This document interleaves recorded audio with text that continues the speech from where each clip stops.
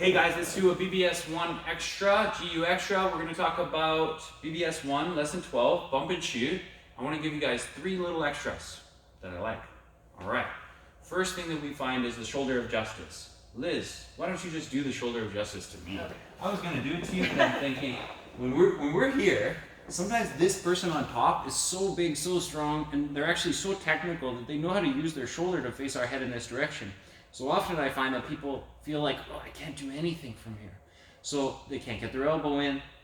They struggle with escapes because they'll try to escape from here. But really the important thing is to defend and survive right here.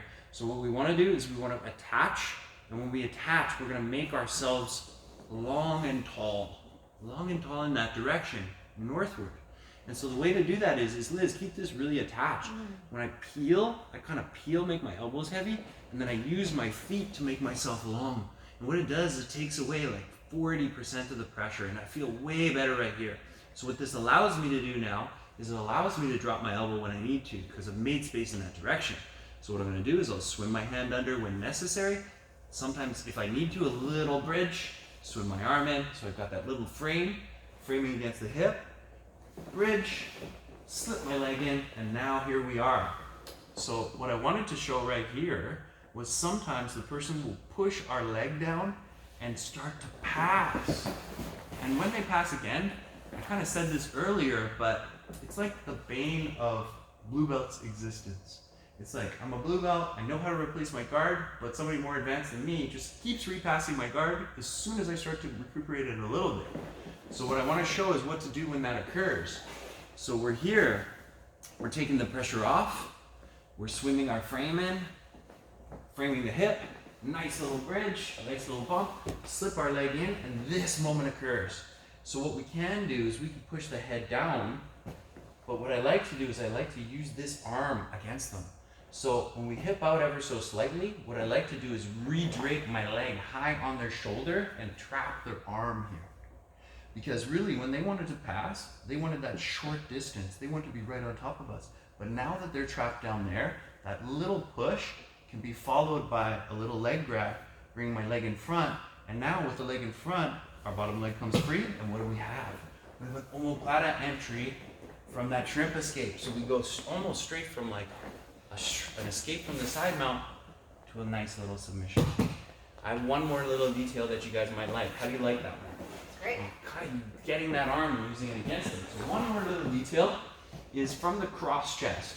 So when Liz is in this cross chest position, oftentimes the person will like pick us up and put a lot of pressure on our chest, and they will use their thigh to keep our elbow trapped. So this is very frustrating.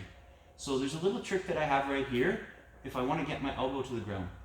I know that if I walk in that direction, like my body walks away from them, so they're here, I'm walking that way, they have to follow me.